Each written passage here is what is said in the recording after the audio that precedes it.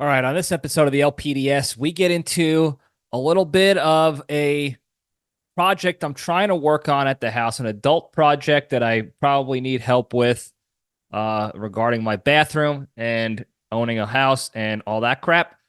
And I also find myself in another kind of strange, silly clown show style neighborhood, situation, I guess you could call it. It's I guess you'll find out in the junction. We also get into some current event topics. We talk about P. Diddley. We talk about the Yankees. We talk about a bunch of other stuff that I can't remember off the top of my head. And yeah, it should be a good time. So we also got a good Cage fact. I almost forgot. How can I forget that? It's my favorite part of the week is the Cage fact. So all that is coming up right now.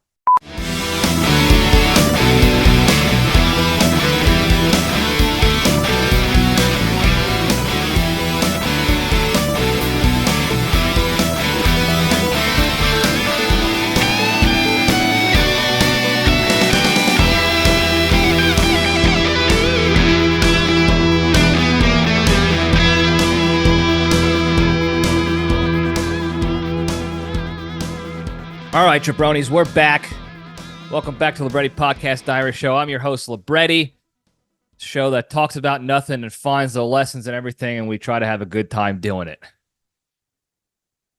If you are new to the show, welcome. Call in and introduce yourself on the hotline 202-670-1114. If you're, a ride or die, welcome back. Hope you guys had a good week. If you did or didn't, call the hotline. Let us know, 202-670-1114. We actually got some hotline calls we're going to get to at the end, if I remember. So that should be fun. But had a pretty uneventful week. Couple of minor things going on. My head has been in the weeds, working on some spearhead stuff, doing some research on organizations in the area, trying to identify conferences and stuff to go to, looking at new ways to create and put out content of value to the people out there. So we're going to be trying some stuff out. So if you follow anything on the Spearhead side on Instagram or whatever, we're going to be trying some stuff out. So any feedback is welcome. I don't know if it's going to be good or effective or what, but some of the stuff that gives me a little bit of angst or pause, if you will, and I pause a lot here on this show, is there a lot of the sort of the advice and recommendations when it comes to putting out content in the interwebs to get eyes on.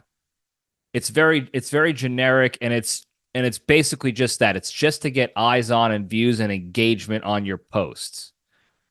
And I have yet to find specific tactics and advice for stuff that I'm trying to do here. So what I'm trying to do, at least on the Spearhead side, is put out content that is of value to people, not just funny or entertaining, and that's going to pique their interest into the organization and how we can help them and their organizations.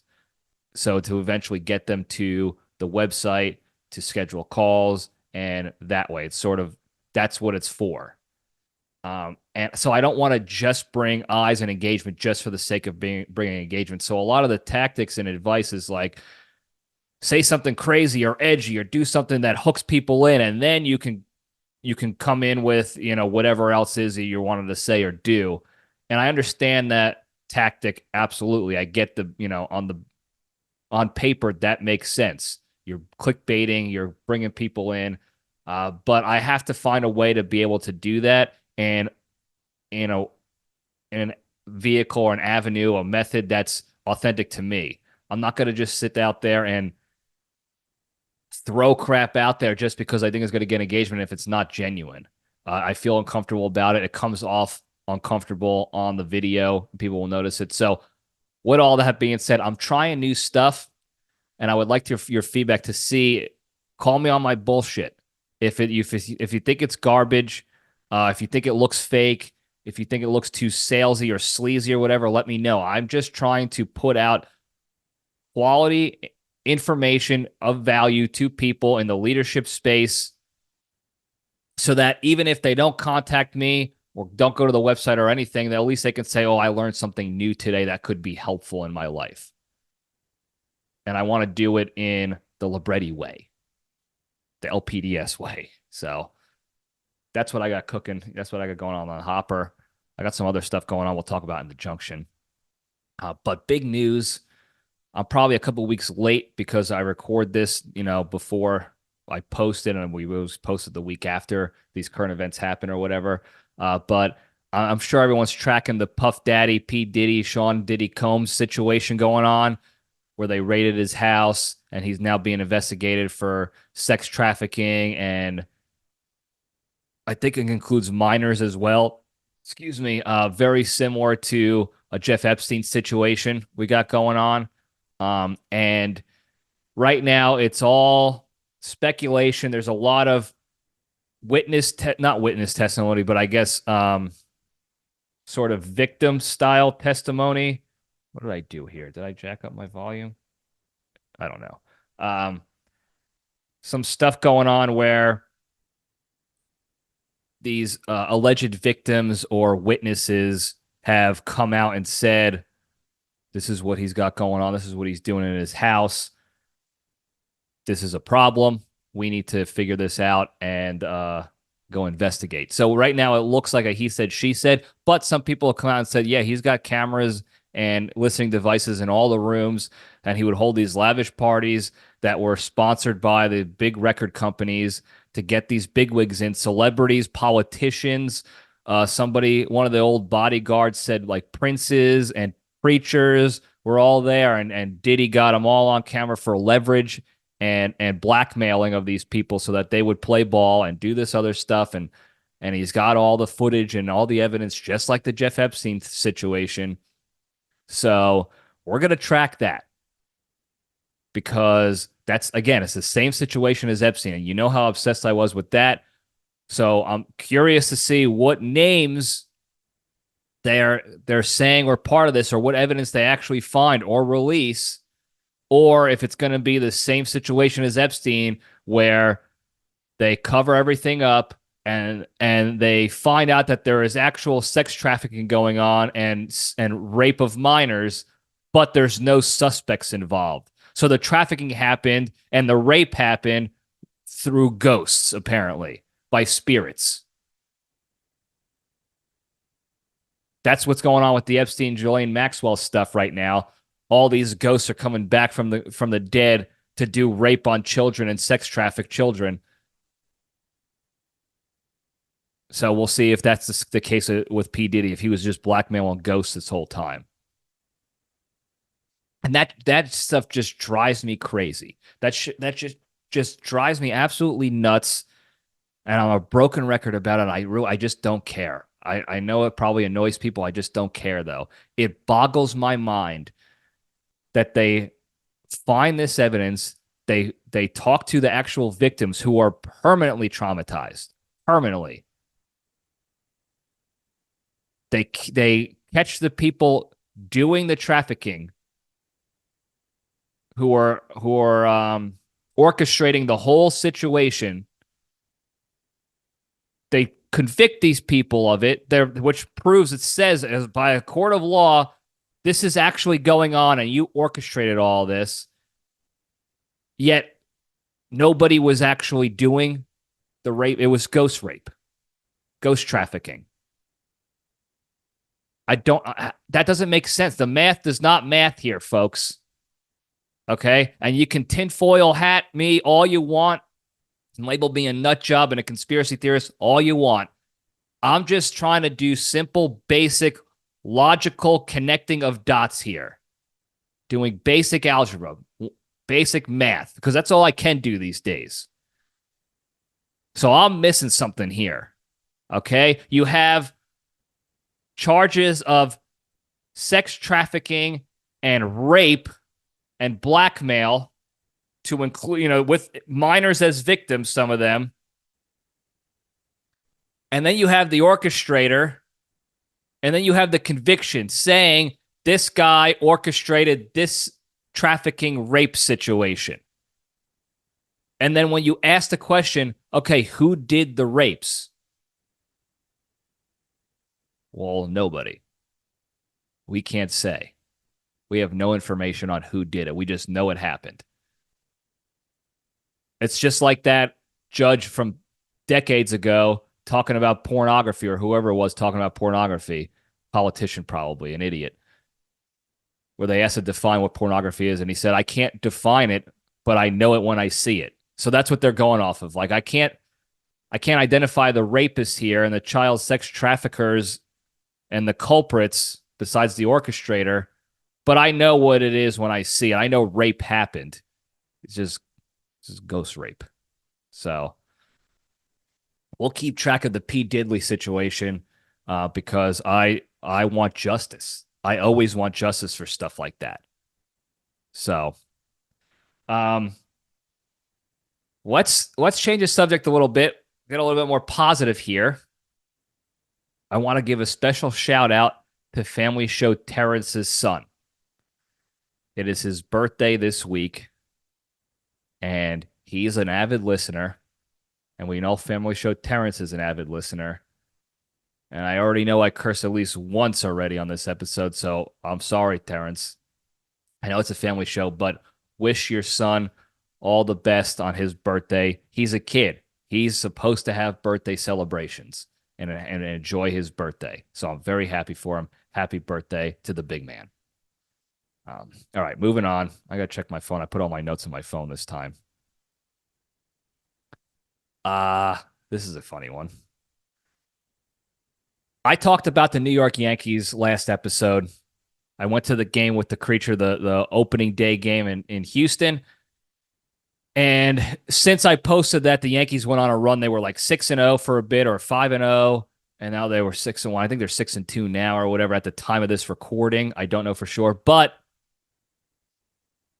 I was talking about how they played, they won games and they had a better attitude, but I'm still skeptical. I was kind of dogging on them still, and then they go on a string of runs and win 5 in a row, and I'm just about at the cusp of like, maybe I should hold on. Maybe something is different. But once again, the LPDS was correct, and I should have never second-guessed myself, and I will not second-guess myself the rest of this season. I made the proclamation early that if the Yankees don't make any significant moves, more than just one move in the offseason, and they really only made 1.5, 2 moves. They got Juan Soto. Verdugo's been doing okay so far as a pickup, so he's like a half move. And they got Marcus Stroman as a pitcher. And that's basically it. And I said if they don't make more moves in the offseason, they're going to be running it back with the same situation. A team that has some talented people on there, but they either stink all season or they get injured. And once one of the good ones gets injured, it's all over. And what's happening? Garrett Cole gets injured. DJ LeMahieu's still injured. Volpe's doing okay. Everybody else is basically stinking it up. Cabrera is doing okay. Judge is stinking it up right now. And I'll say it again. If they don't make moves, significant moves by the trade deadline to figure something out, they're not going to be competitive for the playoffs. They might make the playoffs. That's still up in the air, but they're not going to be competitive in there. So I'm not second-guessing myself because they had a great series against Houston, the Astros, their latest rival, and then they go and take a dump on the field against whoever, the Blue Jays. Though they played the Diamondbacks, that was a pretty decent series. And then the Blue Jays so far took a dump on him with a no-name pitcher. I forgot the guy's name. Chuchi Kikuchi. I'm not making that up. That's not a joke. I'm not trying to be funny. I don't know how to pronounce the guy's name. It's like Chuki Kikuchi. Chikuchi. Just some guy they pulled off the street. probably in New York. They probably pulled him off the street in New York and said, "Hey, he was underneath the subway or whatever." I said, "Hey, you want to, we need a pitcher. You want to play?" He's like, "Yeah." They're like, What are you?" He's like, "I'm a bum off the streets. What's your name?" Chuki Kachuchi. Chuki Kachuchi. I can't even pronounce it. Chuki Kikuchi. That's not even close. I'm not even going to waste my time looking it up. And he goes out there and he absolutely shoves against the Yankees on their home opener. The Yankees, I think, got 6 hits. They had 4 all game until the end. They got like 2 hits at the end when it didn't matter. And Marcus Stroman pitched well. And as soon as he got out, they took him out. And next batter, home run. The 9th inning fell apart. 85 walks, several wild pitches, a pass ball, scoring runs, and they ended up losing the home opener, and they got shut out for the first time in a home opener since like 1957. So I guess that's an impressive feat for them, that they're breaking streaks and they're ending streaks. So maybe that's prominent. Maybe they'll celebrate and have a ticker tape parade for that, because they were jumping up and down on the bed last year when they made it over 500. Like, that was an actual accomplishment. That's an embarrassment. So they got to figure it out. They're already dealing with injuries. People are not living up to what they've been talking about for years now, some of these guys. And I want them to be good, but I see a 500 team again. I see a team that, even if they're going to be doing good, even if their attitude is different and they're coming back from behind on wins and they're fighting the good fight and they're showing promise, that it's going to end up in injury. Okay, they don't have the full enough team, and they certainly don't have the bullpen to compete down the road in the long run, in the playoffs when it counts. They'll get some good wins here and there. They'll be probably a little over 500 again. They'll show some promise, and then somebody will get hurt. Somebody big will get hurt. The wheels will fall off, and then Brian Cashman is going to say the same thing again. Well, we were on the way up. We were competitive. We were going to make a run, and then Jabroni got hurt, and it ruined everything. If he didn't get hurt, if only he didn't get hurt, we would have won. Well, that's baseball, Cashman.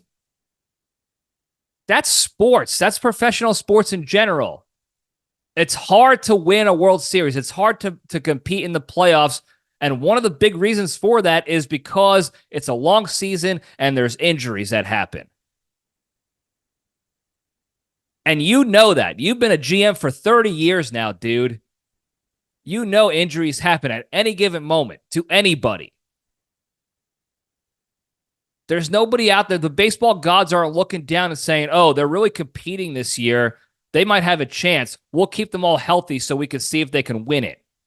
No, it doesn't work like that. You have to build a team with some stopping power, with some backups, some contingency players out there that can also provide the level of competition you need to compete and win in the playoffs. And you don't do that at all. You barely have a competitive team when everybody on the entire team is healthy.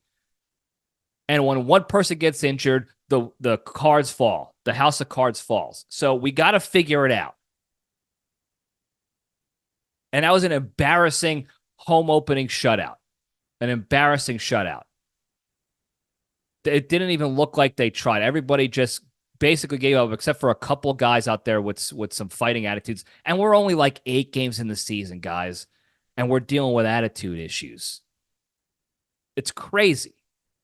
It's crazy to me. Anyway, moving on over. I saw this post. Somebody posted this post. The post was from an Instagram handle. I don't know the name of the handle, but they post headlines of information with no source material.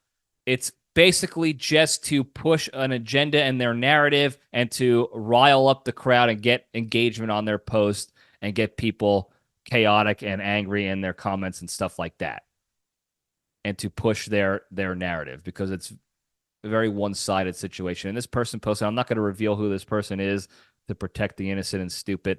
But that's what this person is historically somebody I know and I'm close with, who posts stuff like this. And then when you ask them, hey, did you look into this at all? What do you got? What do you know? No, I just saw this post and I reposted it because this goes along the lines with my agenda too.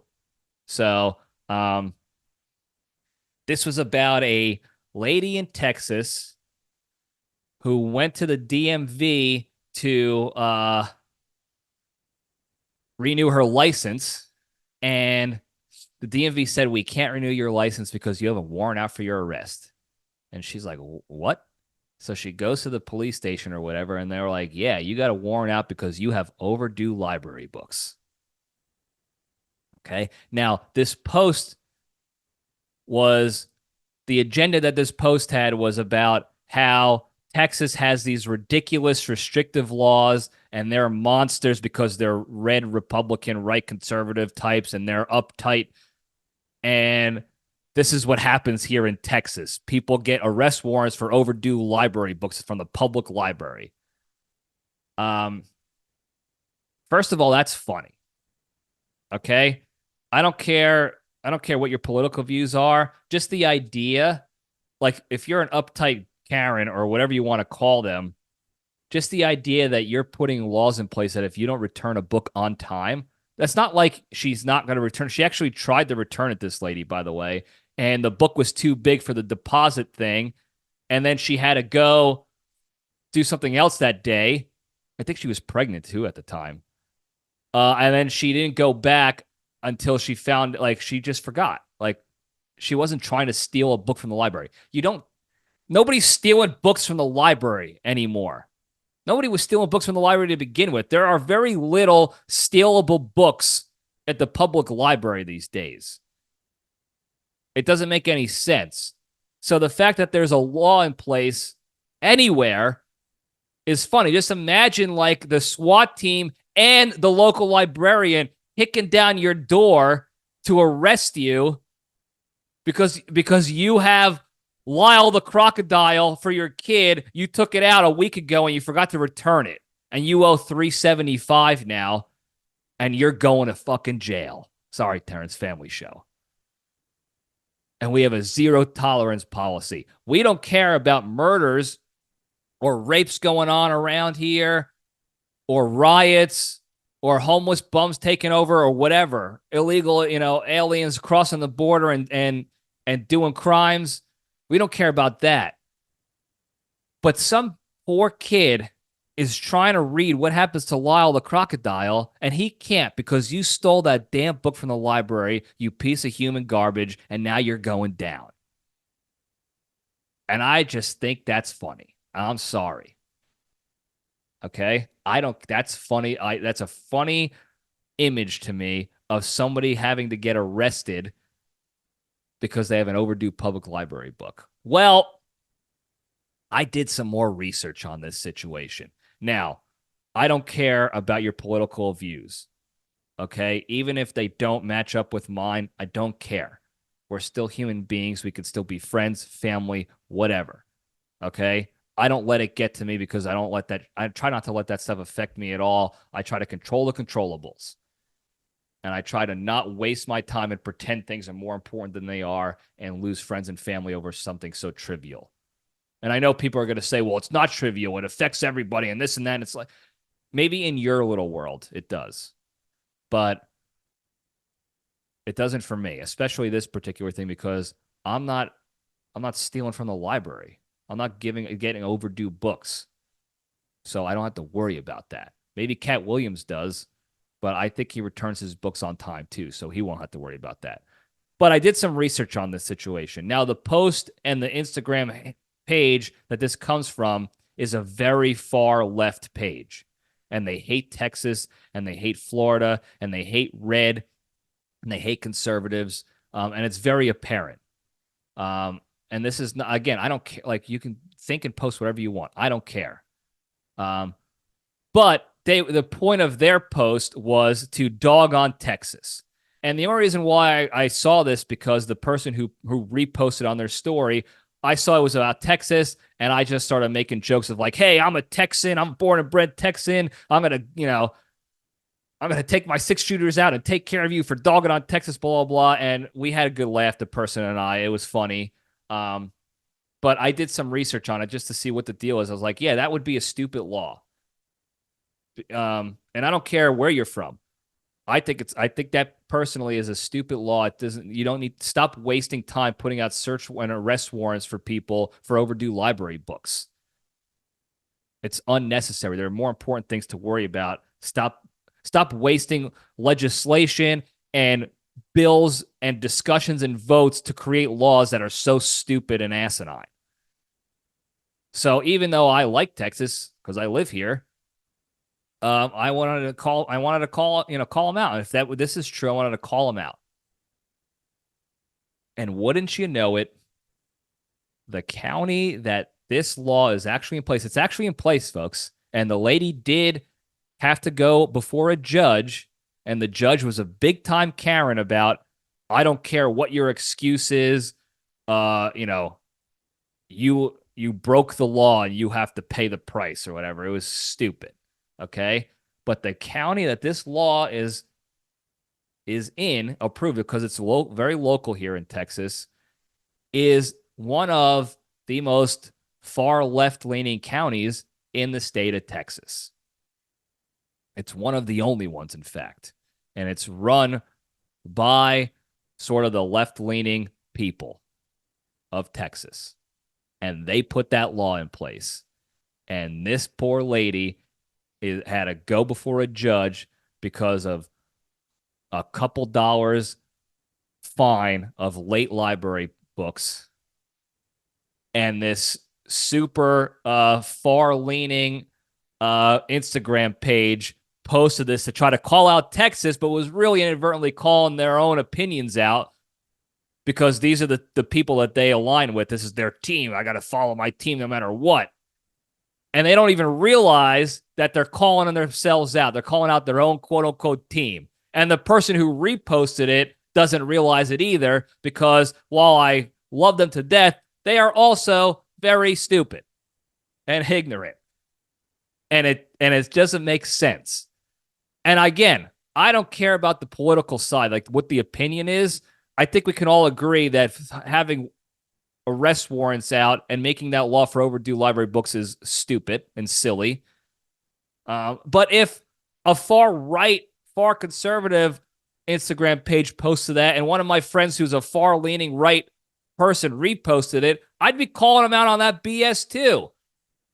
Because you're not reading, you're not educating yourself on the situation, on anything. You're just furthering stupid information and incorrect information and lies and targeted lies to change the opinions of people and to create chaos and division. You're furthering that because you refuse to dig a little bit. All I did was Google lady arrested in Texas for overdue books, and I got the full story within 6 seconds on Google.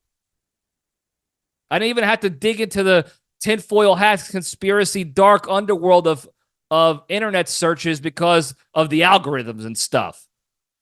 A simple Google search, it actually took me less time to search on Google this information than it did for that person to repost the story and then write their own little caption, "Here we go with Texas again," with the eye roll emoji. If this person just looked it up and saw, oh, actually, the rule was put in place by people that I marry myself to, that I align with so hardcore emotionally that I can't get out of my own way and realize that what I'm doing here. And that's the lesson in this story, folks, is I don't care about your political beliefs. This is not a right versus left situation. This is an educate yourself situation. Okay? When you see something, this is why I push number 2 of the big 3 so often, and how it's so difficult to do, because look how easy it was for this person to repost misinformation and stupidity and make this this lady out to be this monster or whatever, the cops out to be this monster. The cops were sheep for following along with it. They should have just been like, listen, lady, we're going to rip up this warrant. Get the hell out of here. Return your books. This is stupid. I get it. They should have just done that. But instead, they're so scared about their careers. They're like, oh, I can't do it, or else the bigwigs are going to yell at me. I'm going to lose my career, my pension, and stuff. And then you go look at the bigwigs, and they're the people that you support.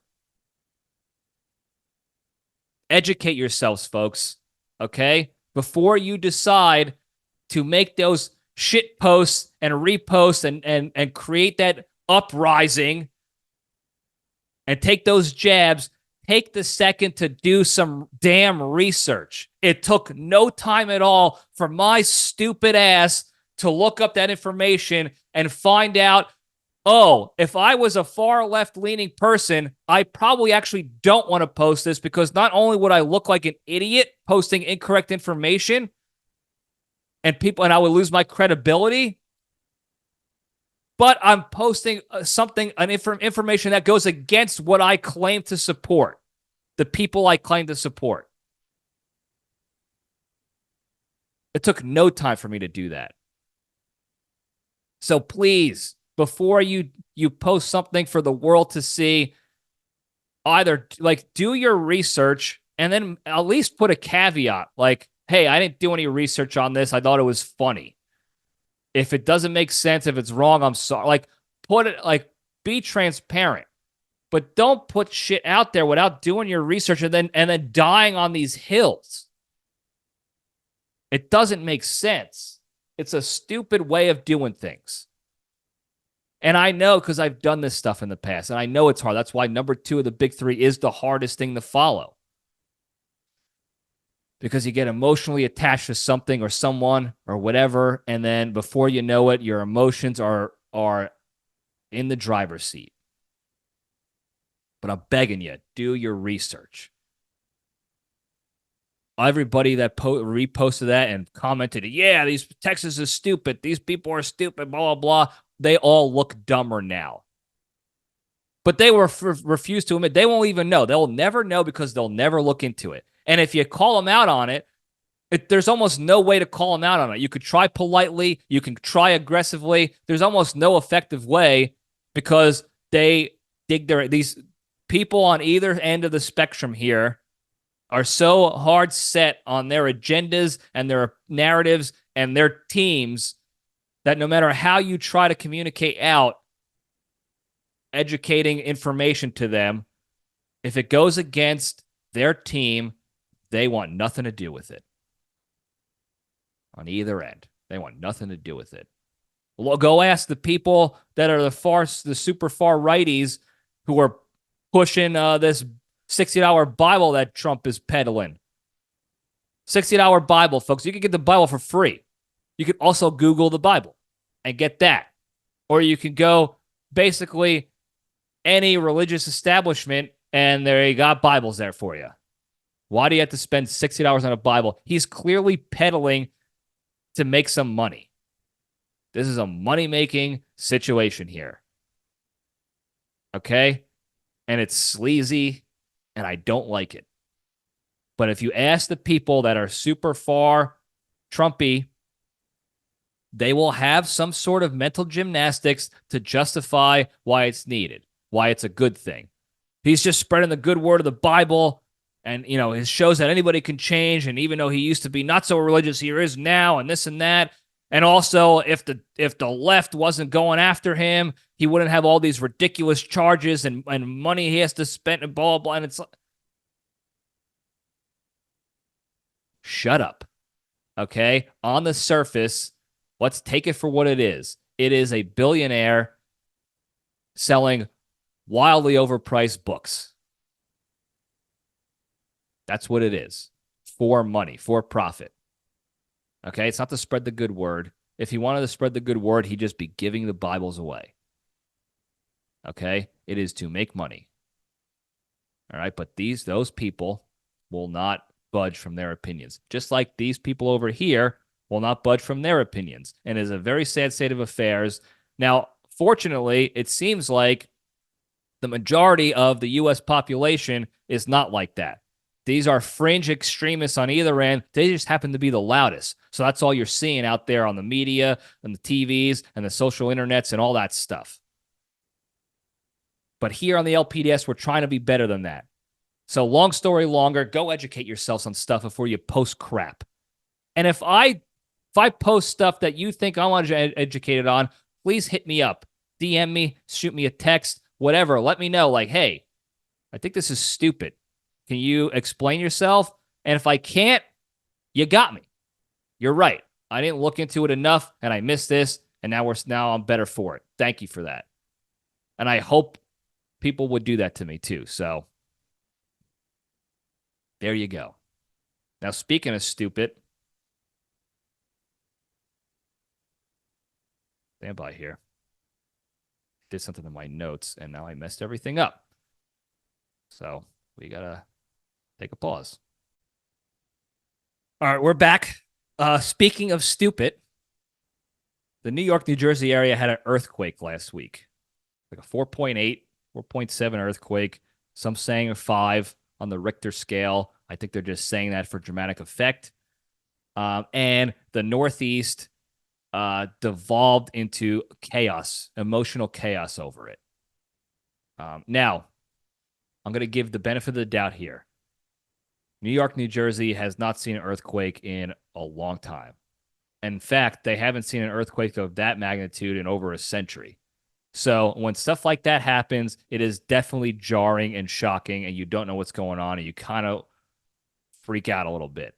Because the human instinct is to fight or flight, that survival mode, something that you've never experienced before happens, you go into the most protective state that you could possibly be in. So you're really just thinking the worst so you can defend against the worst. So I get that. But this happened in the morning, okay? And at the end of the day, there are still people out there hooting and hollering about how scary this was and what I thought it could have been and how dramatic everything was. And it was, thank God everybody is okay. And I can't believe this happened to us. And I hope we can learn from this. And they're just using this as like another sort of way to be a victim. And it was laughably embarrassing to see it happen from my home area. People just devolving into being just giant weenies and babies and weak. One guy told me that he thought, and this was hours later, he's like, oh, I was so scared. Who knows? It could have been it felt like a plane flying into a building. Now listen, fella. Of all people, the New York, New Jersey crowd should still be familiar of what it looks like and what it feels like when an airplane flies into a building. Okay? Do I have to remind you why? So when you feel a little rumbling, yes, it's nerve-wracking and jarring. I get that. But if your building is still intact and the roof is still on there and you're not melted and dead, chances are it's not an airplane flying into your building. Okay? And you can calm down and stop freaking out like it is. I didn't hang up on that guy. I just kept my mouth shut. I wanted to hang up on that guy. But that guy needs help. And collectively, people need help improving their ability to deal with stressful situations, to deal with anxiety-inducing situations, to deal with uncomfortable, new, throw you in your fight or flight mode situations. Our lives have become so cush that 12 seconds of a vibrating ground underneath you cause chaos for the rest of the day. Especially after it was announced within minutes of this happening. Don't worry, folks. This was an earthquake, but this was a low impact one. Everything's going to be fine. And people are still freaking out and losing their minds over it and devolving into utter uselessness. We can't have a war here in this country. We just can't. Because it would be a nightmare for some of these people. Myself included, probably. Not as much as these people, though. It was ridiculous how crazy some people were freaking out about it. And I get it. I'm not dismissing the fact that this was a new thing for everybody up there. And for that 10 seconds, it was very scary. Completely understand that makes sense. I would feel the same way. But at some point, you have to take the step back and take the breath and critically analyze the situation and put some logic behind things and realize everything's going to be okay. My brother, Nicky Sticks, didn't even know the damn thing was going on. He was driving to work, and he thought it was just the potholes on the New Jersey highway because that's how bad the roads are, because the leadership over there takes all the taxpayer money and doesn't do anything with it for the people. Reason number 1,500 why I don't live in Jersey right now.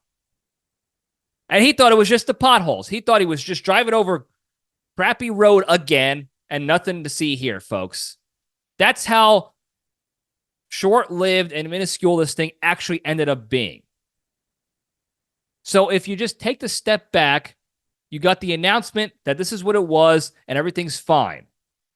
You assess the feeling that you felt, the rumblings that you felt for how long. It was 10 seconds of a light little rumbling. I'm going to be okay. Like, everything is fine. It was not an airplane. It was not, there doesn't seem to be any long-lasting effects. I'm alive.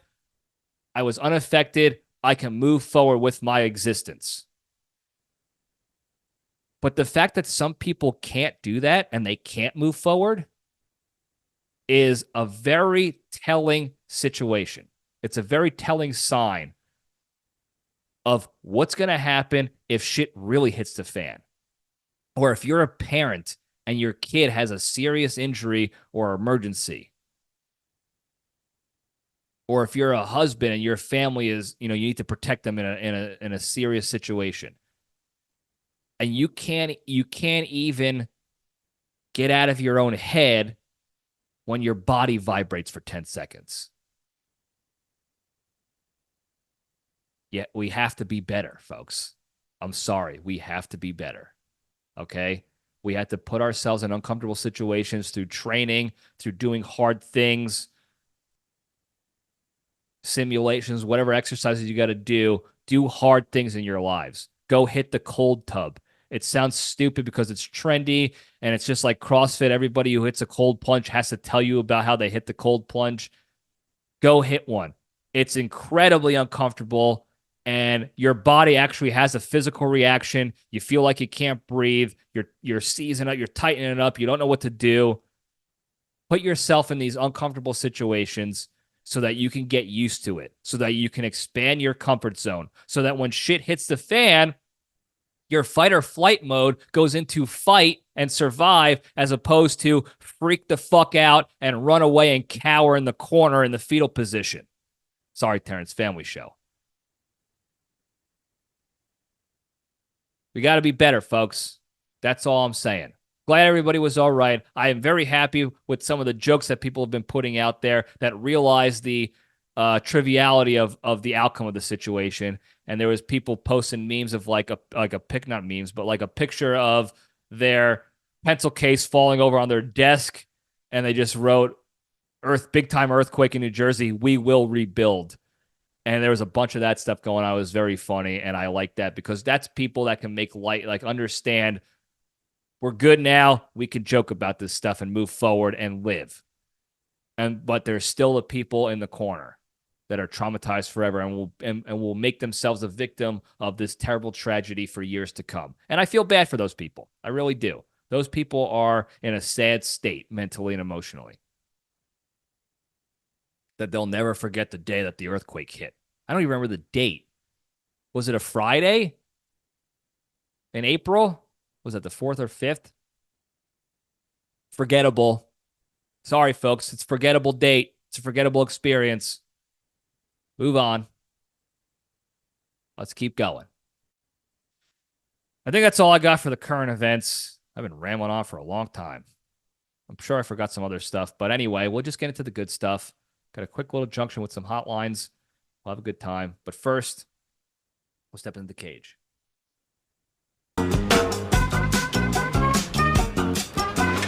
Okay, let's run. Excuse me. All right. Today's Into the Cage segment is proudly sponsored by Steve's Sleeves. Are you the kind of guy who likes to wear sleeveless shirts but also gets cold sometimes and needs to warm up the guns every once in a while, but you don't want to carry around a long sleeve shirt with you and tie it around your waist like you're covering up for Shark Week? Then get yourself a pair of Steve's Sleeves today. Steve's Sleeves are custom-fitted sleeve accoutrement that you can slide on each arm whenever you get cold and can slide off and tuck away in your friend's fanny pack when the sun's out and it's time to bring the guns out. And not only will you feel warm wearing the sleeves, absolutely nobody will even think to make fun of you for wearing sleeves that are not connected to the rest of your shirt. So to get your first pair of sleeves today, visit www.psychoticsleeves.com. And if you use the promo code ARMPRINS, you'll get 29% off the all-new Clay's calf covers as well.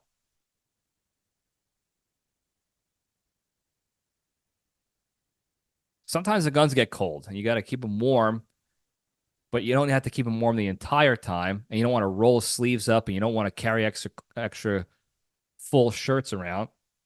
So you get some arm prints, you can fold them up and put them in your friend's fanny pack, and you're ready to rock and roll. So there you go. All right, the Cage fact. As we know, Nic Cage is coming out with another movie, a horror movie about a murderer, I think a serial killer, and it's called Longlegs, like Daddy Longlegs or whatever, like the spider. It's not part of the Spider-Man universe. It's a thriller horror movie. But what the team is doing, what the producers or whoever is marketing the movie, the Warner Brothers or whoever's doing it, I don't know. I don't know who puts that stuff out. Instead of showing on their trailers all Nic Cage to generate, popularity and interest because Nic Cage is in it, they're doing the opposite approach. They're showing very little of Cage. They're showing very little of the story and the scares and the plot in the trailers to generate interest that way, to pique interest that way, where Nic Cage is the bad guy in this movie. Okay, that's already out there in public knowledge. But by putting out a minute and a half trailer of weird stuff happening, just little teaser things that show more than they tell in the trailer, like more than the dialogue says in the trailer. You just kind of see these little context clues, and then a quick hit of Cage, and then you're out. Not much of Cage, and he's out. That's going to pique more interest. It's going to generate more interest, especially since the whole trailer game has become an absolute joke the past couple years. I'm a little sick of it too. It makes me not want to go see movies when they put out 5-7 minute trailers that basically show the whole movie, and they have like little trailer premieres, like, oh, the trailer is scheduled to come out on this day, there's going to be the premiere and you're going to watch the trailer. I'm not going to see that movie now. Okay, I only need the 7 minutes to figure out whether I'm going to go see that movie or not. If you put out 5-minute trailers, 3 and more minute trailers, that's all I need to tell me whether or not it's going to be worth the $30+ to go to the movie theater and watch this movie.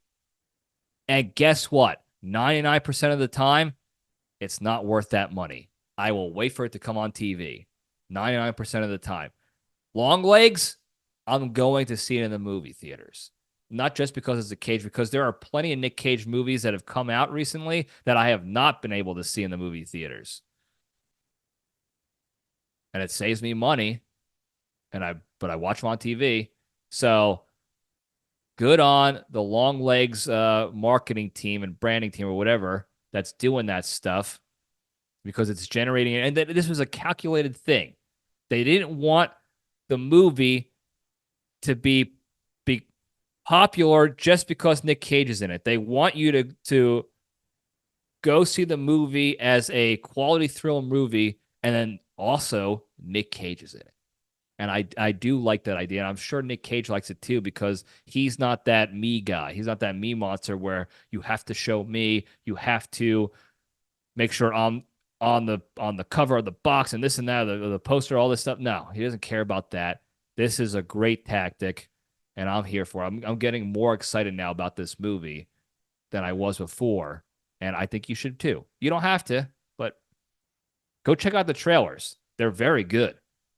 And if they don't pique your interest,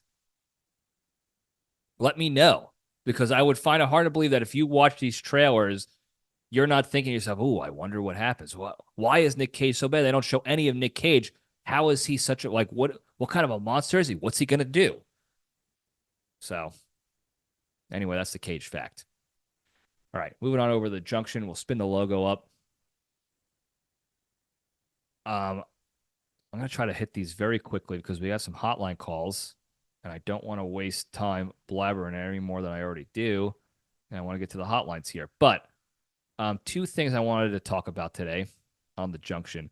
I have an adult homeowner project that I got to figure out and try to work on. And I can use some feedback or insight here. I haven't started anything yet. I'm going to probably start as soon as I'm done recording this. So your feedback's going to be wasted on me being stupid and impatient, but I'll still take it for the future.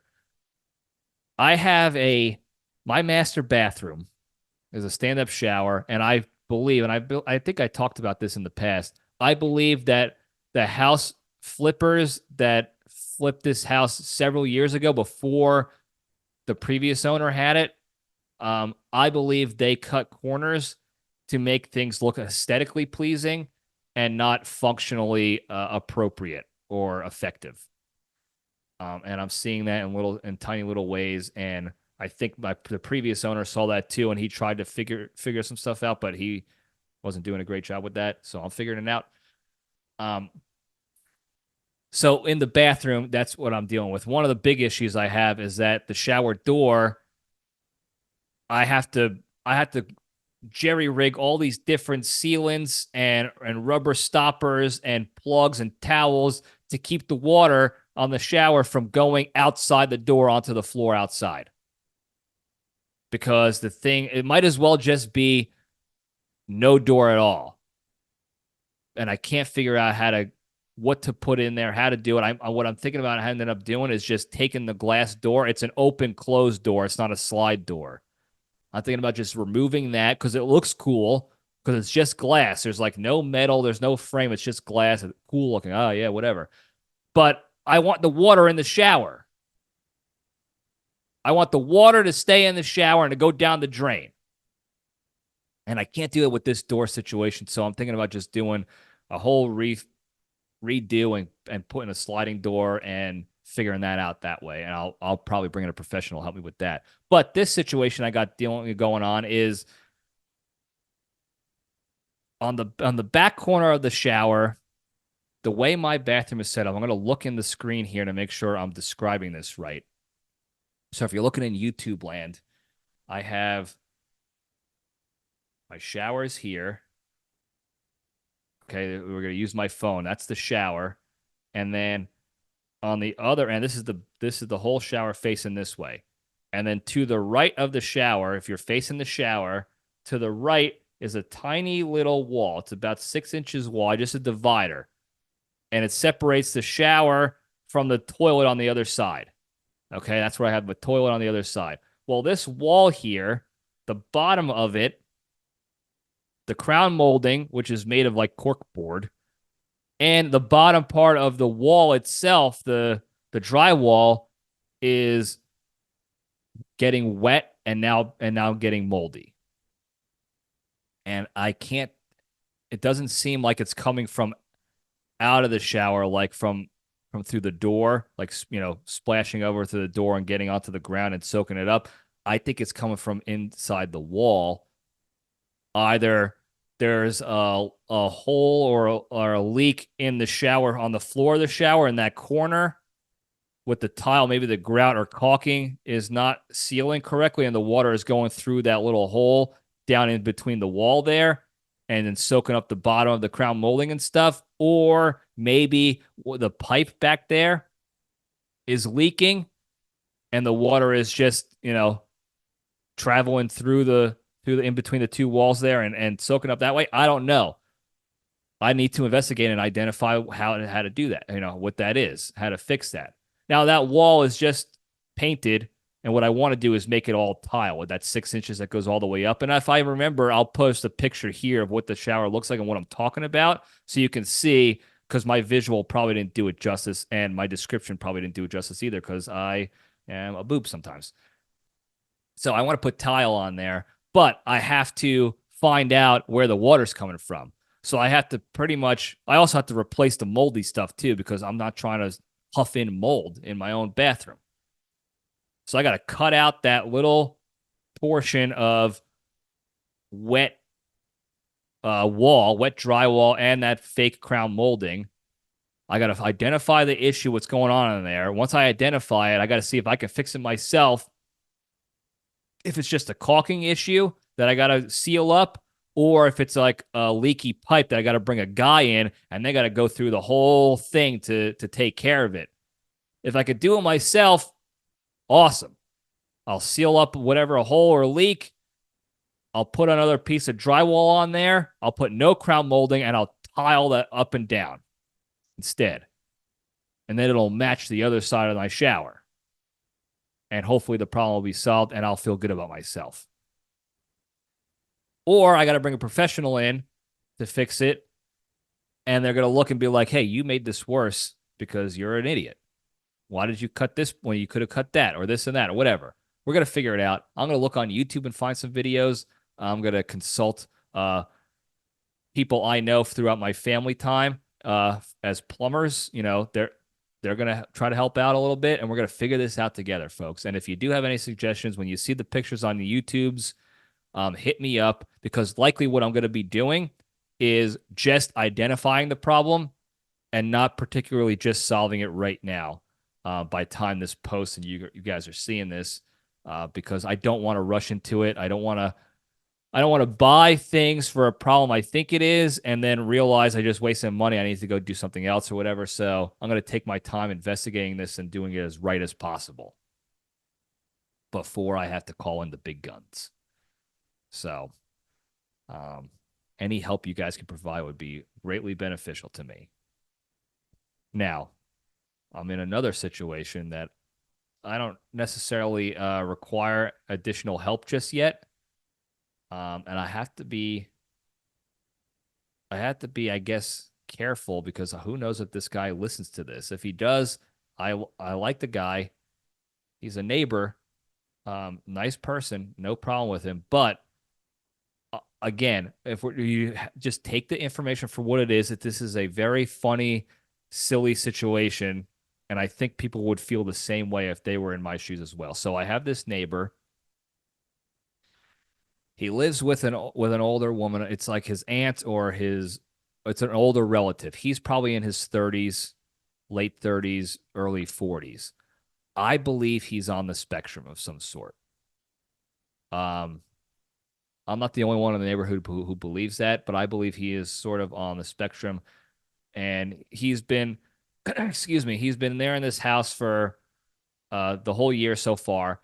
I come to find out. So the first time I interacted with this fella, first time I saw this guy was late at night.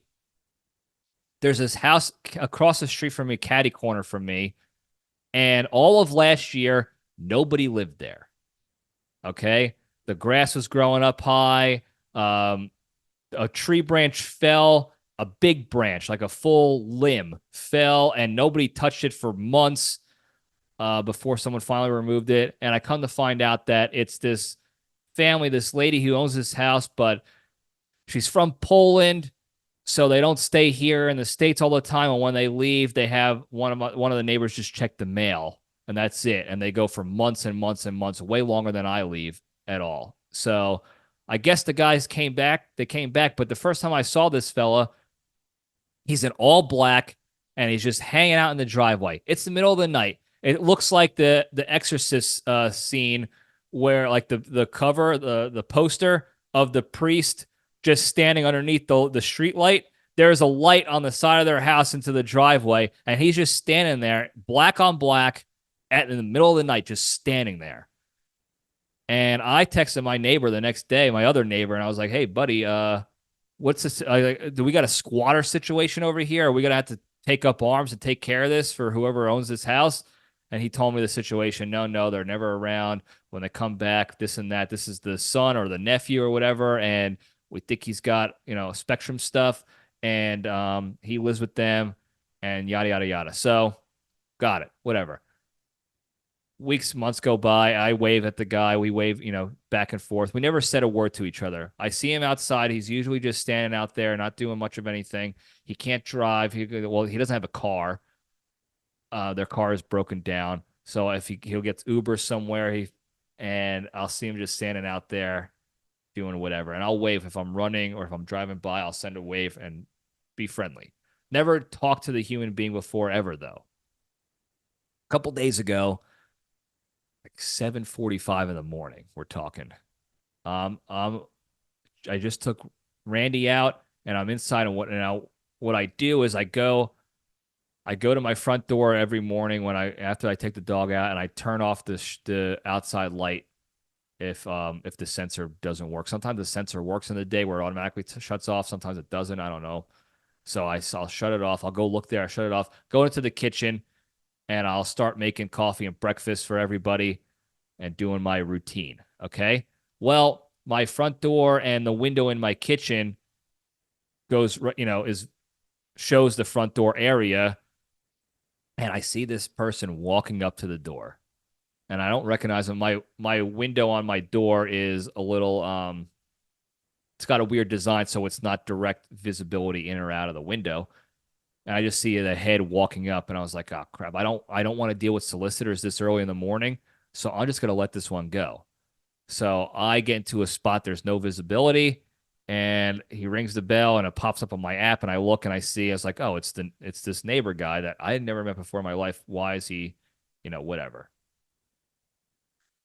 He stands there and knocks on the door and rings the bell for way too long. Way too long. And I don't know if he thought, like, "Oh, I see his car here, so he must be here. I'm just going to keep waiting it out." I don't know what the reason was, but it was an uncomfortably long amount of time. He was knocking, and I saw him looking through the window to try to see through and this and that. And I just didn't want to deal with it. Well, he goes across the street to my neighbor's house who I know, and I was like, "Oh, maybe something's up. I better go out and find out," like an idiot. Okay. So he gets done talking with his neighbor. I'm outside. The dog is, back inside. And I see him, and I go, "Hey, sorry, I was in a phone call." 7:45 in the morning, I'm in a phone call. Yeah, right. What's up, bud? And he goes, "Hey, I'm your neighbor across the street. I'm looking for money. I need $900 for my internet bill." And I was like, "You're literally going door to door, not selling anything, not soliciting. You're just asking for money from people you may or may not know." This is the first time I ever talked to this guy. And he's like, "Yeah, basically, I have a $900 back bill of the internet, and I don't have a job, and I have to be able to pay these bills." And then he starts giving me this story. His aunt died, and he's trying to get the house in his name. The mortgage is paid off, but it's so hard to find a job here in Houston. I've tried everything. It's so difficult to find a job here in Houston, and I need a job, and Verizon is going to cut my internet if I don't pay this bill because I owe $900 for internet.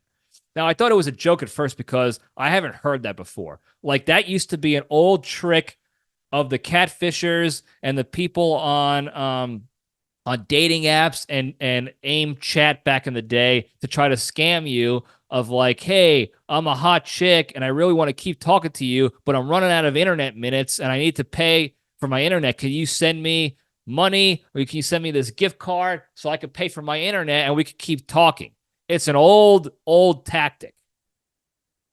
And it doesn't really play well anymore unless you're over in like Europe or a third world country, second world country. I don't know what they're called, developing nation, where they still are using that older style, outdated style of internet telecommunications, or in some of the more destitute areas of this country are still using it, maybe. But when you hear that, as soon as somebody tells you this day and age, I need help paying for my internet, the red flags should still go up. Okay, and they absolutely did with me. So I tried to sit there and be nice and listen to this story, and he was throwing out all this information. And I knew he was from Poland because my neighbor told me, like, yeah, he's from Poland. I drove them around a couple times because their cars broke, and the old lady got a thick Polish accent, whatever. And he had a bit of an accent too. He also had a bit of a speech impediment, but also an accent. But apparently he's been here. Part of the stop story was that he's been here since '86 as a small. He goes like this: since I've been a small, I've been here '86, and I need help with this money. And if I can't do that, blah blah blah, I lose everything. Well, and I was like, oh, sorry, can't help you. I'll let you know if I can't help you. I'll let you know later on or whatever. And he's like, okay, let's exchange numbers. Like, fine, we'll exchange numbers. I'll try to keep things amicable here. And I get his number. I was like, what's your name? And he goes, my name is this, but my friend, everyone here just calls me London Boy. I was like, London Boy? Like, all right. I was like, you're not going to give me your name? You're not going to give me your full name? You're just going to give me London Boy? All right. So he goes on his way, and I talk to my neighbor, and I tell him, like, listen, I saw he just approached you, and he's like, yeah, I didn't give him money. If I give him money, he's never going to stop coming back for more money. That's the situation he's in. I guess it's not the first time he's been knocking on doorbells to ask for money. And my neighbor said that he's been providing him job postings and available jobs in the local area for months now. And it's not that hard to find a job in Houston, especially part-time at like a fast food restaurant. I see them every day. I go outside, there's job postings and people saying we want help at this gas station or this McDonald's or this Popeyes or this restaurant or whatever. The HEB everywhere has job postings that you can hire for part-time work. And so don't know why that's not a thing for him. But he said, yeah, watch out. I was like he said, he told me his name was London Boy. And my neighbor's like, I don't know what that is. He's from Poland. I was like, he told me he was from London, and he also has residence in Australia, and they call him London Boy. And he's like, I never heard anything. I go, he also told me that his aunt's dead, and that he's trying to get the house in his name. And my neighbor's like, I don't know what lady he's talking about, but I just drove him and an old lady last week to the grocery store. So that lady's not dead, whoever's living with him now. So the story is starting to kind of flip on its head. I don't know what the saying is. Well, then I get a text the next day from London Boy. And it was a text message that you would expect to get from or like a robot scammer. It just said, hello, John Libretti. It is London Boy. It's so hard to find job in Houston, Texas, USA.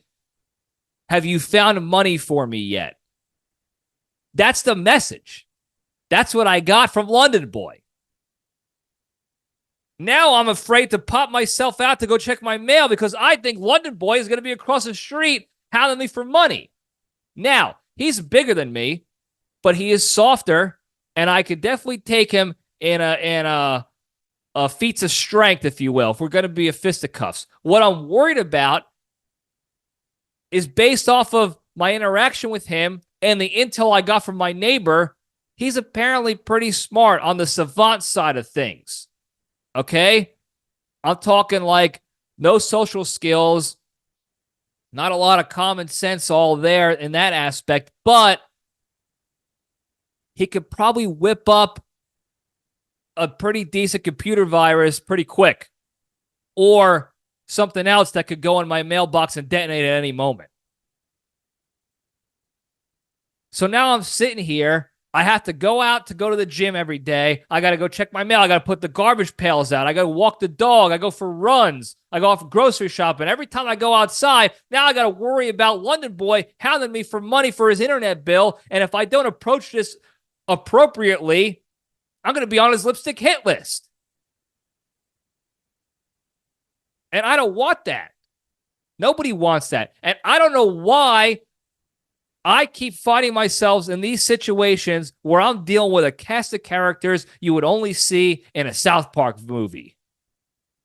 Where are these people coming from? Where is Black Jack and Jill with a wig coming from, following me to find out where I live? Where's London? Where are the London boys of the world? Where are these coming? Who's writing this stuff? Between Terry Crews clubbing me over the head to take me back to his sex dungeon, to Jack and Jill with a wig stalking me and finding out where I live, to London Boy coming in and potentially putting me on his lipstick hit list, I can't get out. I can't escape the circus. And if you don't remember, we're still at war. We are still in active war here in Operation Gatekeeper's Gambit. This is all going on in the last couple of months. It's all concurrently going on. Okay? And if this is not a sign to me and everybody else that the end is near, that the apocalypse is coming, that there's a glitch in the matrix, I don't know what is going to tell us that. I don't know what the message is. We have to prepare ourselves now. That's what I'm saying here, folks. The lesson here is we have to prepare ourselves now for anything and everything to happen. You think it's crazy? Prepare for it, just in case. Because you know, luckily this stuff is happening to me right now, and we can learn from me trying to navigate and lead through these situations. But I'm not going to be here forever, folks, especially if this shit keeps happening on the frequency that it keeps happening. I can only navigate so much before the circus takes me out. Before I become lion bait. Before a London Boy gets mad at me for not giving him internet monies so that he could go take his dead mother's name and put the house in his name to do whatever he's going to do. He's not even from London. And he said everyone calls him London Boy. Nobody I talked to in the neighborhood knew what I was talking about when I asked, hey, what do you know about London Boy? They're like, who? I was like, this guy. They're like, oh, why do you call him that? I was like, he told me to call him that. He said everybody calls me London Boy. And nobody else knew that he would even knew about London. But according to him, he's lived in London. He's lived in Australia. He eventually admitted to me that he's from Poland originally. He's got a dead aunt and some other random lady living with him now. And he also told me he had a girlfriend. And she's going to move in with him soon, maybe to help pay the bills and stuff like that and figure out the next move. Meanwhile, I'm sitting here. I'm working out every day. I'm building a business. I'm having a good time with the LPDS community. I'm getting out and about. I'm trying to socialize. I'm trying to get out there, put myself out there, be a better human being for myself and others around me. And I am sitting here by myself with my dog, and London Boy is out there putting lipstick on, building bombs in his dungeon, and he has a girlfriend.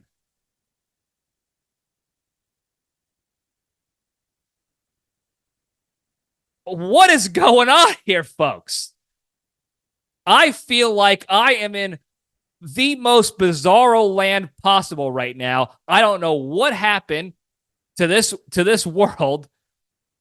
I don't know what I did to deserve this. Maybe these are all lessons. This is all the steps to get me to where I want to go in life. I don't know. But we have to laugh about it a little bit, right?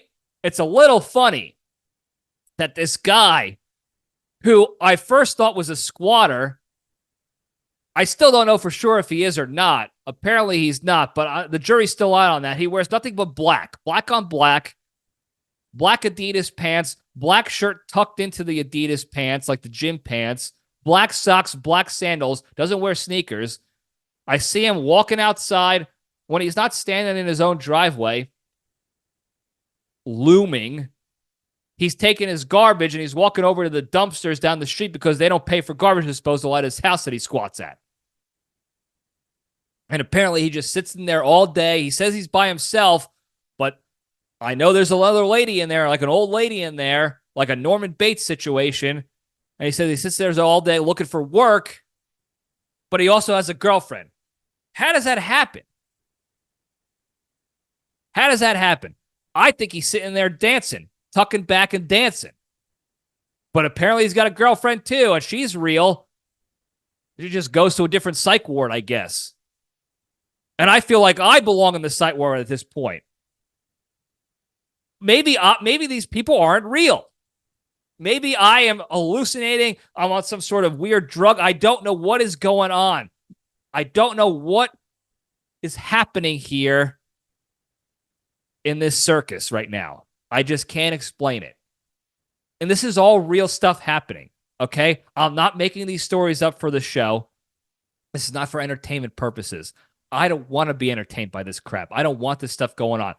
Like I said before, I just want uneventful weeks that are productive and positive and move the needle forward for me so that I can maintain my aspirations and goals, maintain my happiness, hang out with my friends, have a good... I just want nothing to happen. I just want uneventful, boring, regular stuff.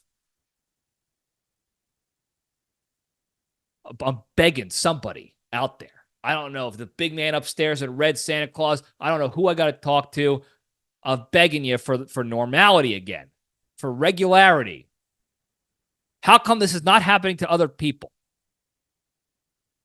I can't believe I'm the only one. I find it hard to believe I'm the only one who is dealing with stuff like this.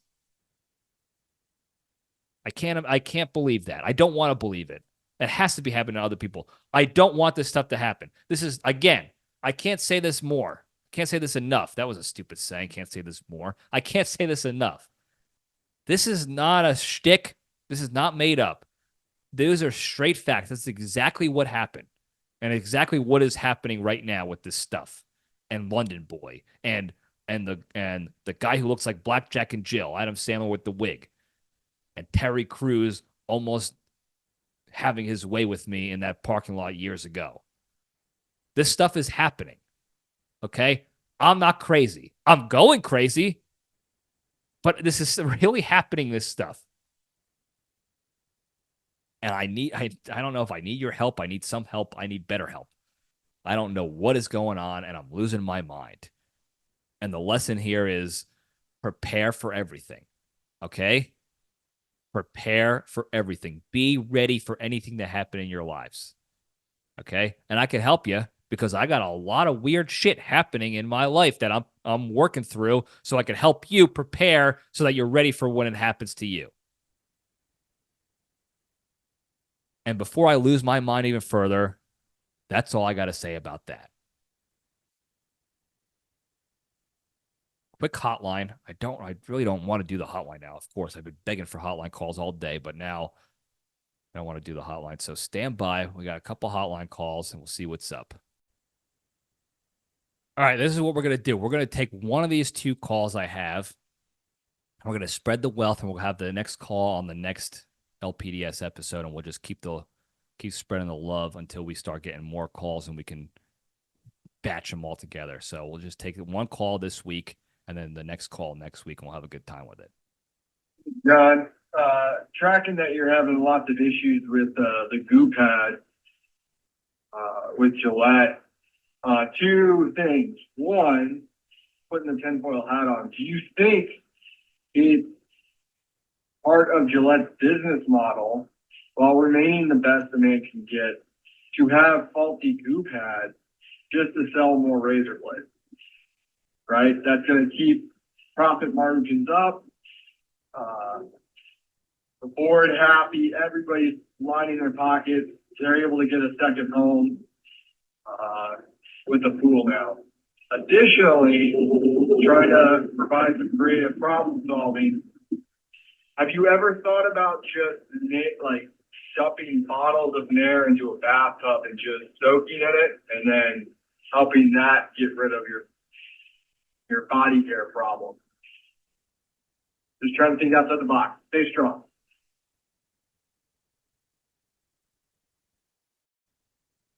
All right, good call there. Thank you for that. So if you weren't tracking, I talked about a couple episodes ago about my issues with Gillette and the faulty goo pads on the razor blades and the whole yada yada yada and this and that. To your first question, I don't necessarily consider it a conspiracy tinfoil hat theory to think that the corporate C-suite of a major company like that cares only about the money. Okay, that's happened. It's been happening everywhere these days, where they go away from their original vision and their why, the reason why they started, and they just care about making money. They make that their why, and that doesn't make sense to me, because if you follow your actual why and you have a good vision and you follow that and align it with quality values, and you're a good leader, the result of that success is you're going to accomplish your mission, you're going to hit your vision and reach your goals, and the result is going to be more money on top of that. Okay? If you do what you said, why you started your company, if you do that very well, and you bring in a good team behind you to do that very well on a grand scale, that will result in more money. The money is a result. It's not the goal. And people have made that the goal. People have made money the mission. And it's been a real problem. And it's something we're trying to fix at Spearhead, honestly. So, yeah, I absolutely believe that could be a thing, especially if they're buying cheaper manufactured goo pads from other than, ethical sources, because it's a penny per goo pad, a penny per pad. And then selling it and be like, hey, no other razors are good enough, so they're still going to keep coming back, and we're going to be making money hand over fist now because of this. I could see that being a possibility. I don't want that to be true. I want to work with Gillette to find a solution and lead through this issue. But I can absolutely see that being true. It's happened before. This is not a conspiracy theory. It's a historical thing that's happened before with companies. They do it all the time. Okay, so yeah, I believe that that's a possibility. As far as the Nair thing goes, no, I'm not doing that. I tried Nair in college, regular style, not tub of Nair, and it just burns your skin. Okay, I don't recommend Nair for anybody. I have not met one person who has used Nair in real life. I'm sure people will now hit me up now and be like, I used it. It was fine with me, blah, blah, blah, whatever. Cool. Good for you. Use it then. But I have not met one person who's used Nair and it didn't have a chemical reaction on their skin or give them a rash or something. It just burns my body up. Okay? I've tried it everywhere. Legs, chest, arms, not my ball bag, everywhere else, because that's a real danger zone. And I've gotten rashes everywhere, so I'm not doing the Nair thing. The Nair is basically chemical burning the hair off you. So I don't recommend it. If you want to try it and it works for you and it doesn't give you a bad reaction, go for it. I'm not sitting in a tub of Nair. I'd rather just grow hair, honestly, at that point. I'd rather just do that. And I'll just buzz it with clippers or something. I don't know. I'll figure it out, but I'm not Nairing. I'll do laser removals, see how that goes. So thank you for that question. Guys, keep calling the hotline. We can make a whole episodes of dedicated to answering hotline questions and theoretical situations and jokes and what have yous. It'll be a good time. 202-670-1114. Thank you for that call. We'll take another call next week and have a good time with that one too. Before we go, though, real quick, the big three we kind of talked about earlier today, the 3 pillars to staying strong and being a better, happier, kinder, healthier, more genuine human being and spreading that positivity and goodness throughout the land. Number 1, exercise every day. Do one thing each and every day to improve your health physically, mentally, or emotionally. So whether it's a workout at the gym, going for a walk after a meal, reading a book, taking on a new hobby, praying, breath work, meditation, whatever you got to do to get that exercise in physically, mentally, or emotionally every single day, do it. Number 2, the hardest one to do, don't be a shitty person, be a kind person. When the opportunity arises to take the jab or be negative or call out somebody in a shitty way, understand, realize your emotions in that situation, detach from those emotions, take the step back and omit yourself from the situation altogether. Just don't respond. Don't do anything about it. Or go research before you say something stupid you're going to regret. That way, you're minimizing the negativity and the garbage in the world, and you're allowing yourself the capacity and the freedom of space to go focus on more positive, productive things with your day. Number 3, the most important one, be genuinely thankful and grateful for all the good you have in your lives. And you can do that. You could start doing this by simply thinking of one thing in the morning. When you wake up, just think of one good thing in your life and then think about what your life would be like without that thing and how shitty it would be. And that puts you immediately in a state of gratitude. Now you're already starting off your day in that state of gratitude and thankfulness. And you just keep increasing the frequency of doing that each and every day. Before you know it, the majority of your brain space, your mindset is going to be in that gratitude space. And that definitely puts you in a more positive light. And when you start seeing things in that light, in that mindset, as opposed to a negative, taking things for granted mindset, things change. Your outlook changes. How you approach things changes. How you approach people changes. Everything. And if you couple that with not being a shitty person, and if you couple that with exercising every day, eventually, I promise you, you will become a better, happier, kinder, healthier, more genuine human being and spread that positivity and goodness and health and wealth and wisdom throughout the land. Positivity is contagious, folks. Okay? Negativity is also contagious, and we see more of it. It's more prevalent, but positivity and goodness are also contagious. Okay? And if we have the ability to, then I believe we have the responsibility to spread the goodness if we have it. So that's my personal take. That's a big 3. That's all I got today, folks. Thank you guys again for tuning in. Don't forget to like and subscribe and hit that hotline 202-670-1114. We'll have a good time with it. Tell your friends and enemies to also hit the hotline, and we'll take their calls as well. It'll be fun for everybody, and we'll learn lessons, and we'll share laughs, and we'll have good times, and we'll talk about London boys. So thank you guys again. I love you all. Stay strong.